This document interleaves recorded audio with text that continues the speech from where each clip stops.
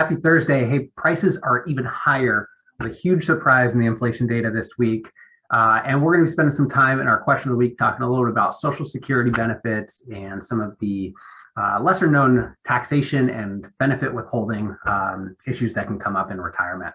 My name is Brandon Steele, financial planner with Mainsail Financial Group here in Bellevue.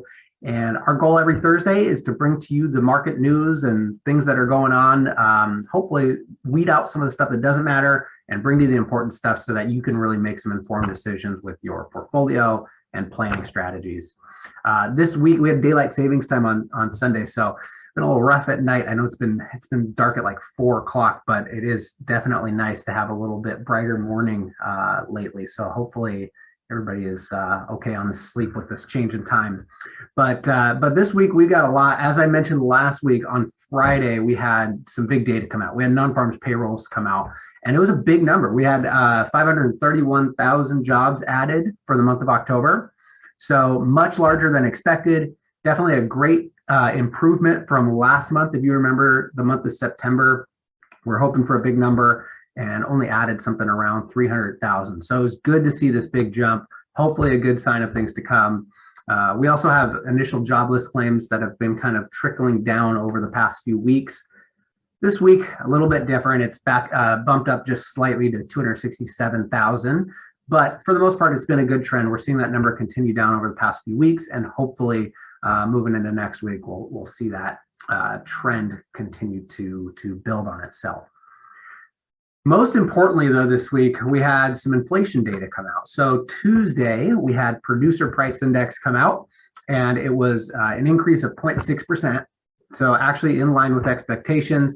And it's funny because as I share this next number, you'll think that seems small, but the truth is 0.6% in a month is a big jump. And especially for something that, we've been told that should slow down and, it may not be a problem for very long. Well, we're still seeing these prices increase significantly and month over month over month.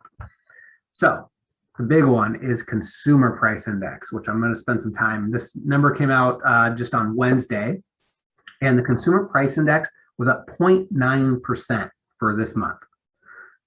That is a huge number. Expectations were somewhere around 0.6%, and again came out at 0.9. I mean, that is a giant increase in costs. And last month we were only at 0.4%. We thought we were seeing inflation at that point, right? So double where we were last month as far as the growth, anyways, of the inflation. I think this is probably why we saw a bit of a change in tune from the Fed last week. For those who follow us, I had kind of shared that the tone was not quite as confident, I guess, in inflation being transitory, which has been the story ever since this kind of came into the equation. But here we are, right? I mean, this is just continuing. And again, I think the Fed last week had a little bit of a change in tone, not quite as confident in their transitory inflation projections. And maybe this is why. Maybe they had a little glimpse into what this was going to look like. And this is a big number, not good. A lot of this jump was in energy costs. So a lot of this inflation number was driven by the prices of energy increases here lately. Obviously, a big portion of that is supply and demand, right? OPEC has slowed down their production. They've started increasing in recently. You might have noticed that there was a lot of pressure from the Biden administration a couple weeks back to increase that output even further, and OPEC has not done that. So that's driving a lot of that. There's a lot of challenges over in the UK on energy costs, but we're feeling it here too. And so that's what's driven a lot of this. But I think it's really important to understand this inflation thing, because this whole idea of transitory, I just don't expect to see. I think that the rate of increases may slow, but to call something transitory when it's not just a supply chain issue, it's also a demand issue, a lot more money in the economy issue. So, think back. I mean, when Starbucks raises prices, how often do they decide to kind of slash those because it doesn't cost them as much to get coffee beans anymore? The answer is basically never, right?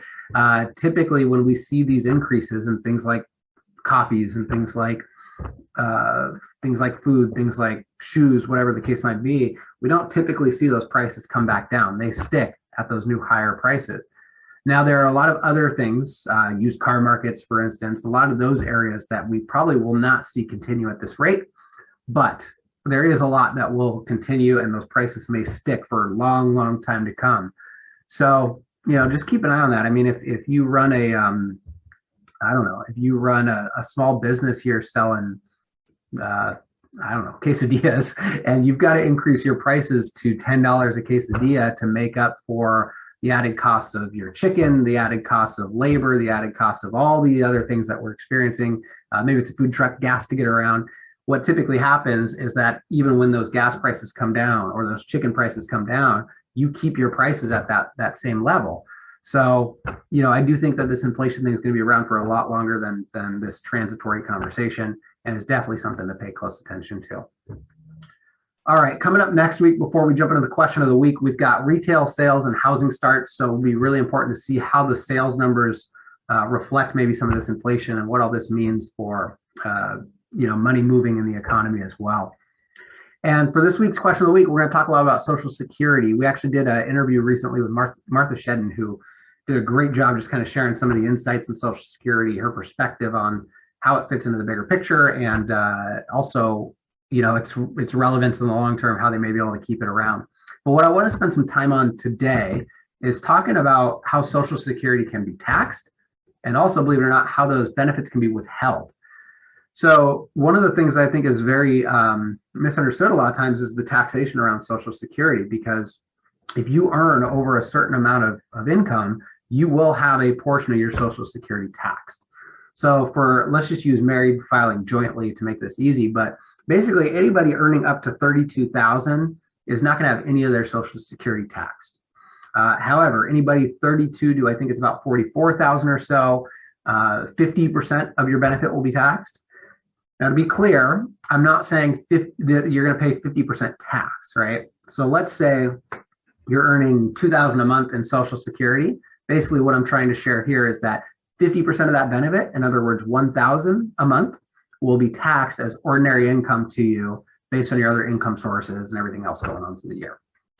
And then those earning over $44,000 a year, 85% of that benefit is taxed, right? So again, $2,000, that's what $1,700 a year or a month, would be taxed as ordinary income. So I think this is really important to understand, because a lot of people will turn on Social Security not thinking about the taxation issues or whatever the case might be, but it does play a big role. And that 32 to 44,000 number is not just earned income either. There's some other factors that go into that, and so it's very easy to creep over that 44,000, especially if you've worked a long time and have built up a good Social Security benefit.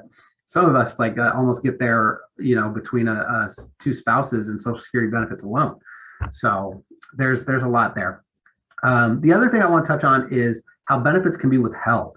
So if you start taking Social Security before full retirement age, which maybe 66, maybe 67, maybe somewhere in between, just depending on your age, they actually will withhold dollars from you. So for every $2 you earn, the years leading up to full retirement age, they're going to withhold $1. So again, let's use the $2,000 a month example. They're actually going to withhold $1,000 if you earn over a certain amount. So it's really important, right? It's not lost. They will make it up. They will make it true when you hit full retirement age. But if you're earning just under about 20,000, I think is the number today, that changes year to year. But if you're earning just over 20,000 or so, every $1 you earn, or every $2 you earn, they're going to withhold $1. So you may not even get your full benefit by taking it early. The year of full retirement age, I think it's 1 for every 3, so it changes a little bit in that particular year. But there's definitely some benefits lost, some things to consider, not to mention the taxation side of things as well. So it's important to kind of consider all of that when you're thinking about your Social Security benefits and how it fits into the bigger picture. So hopefully that's helpful. A lot to cover here this week. So hopefully you have some kind of food for thought to digest and bring into the end of the week. Let us know if you have any questions. We'd be happy to cover them in our weekly updates. Have a great upcoming weekend, and we'll see you next Thursday at 3.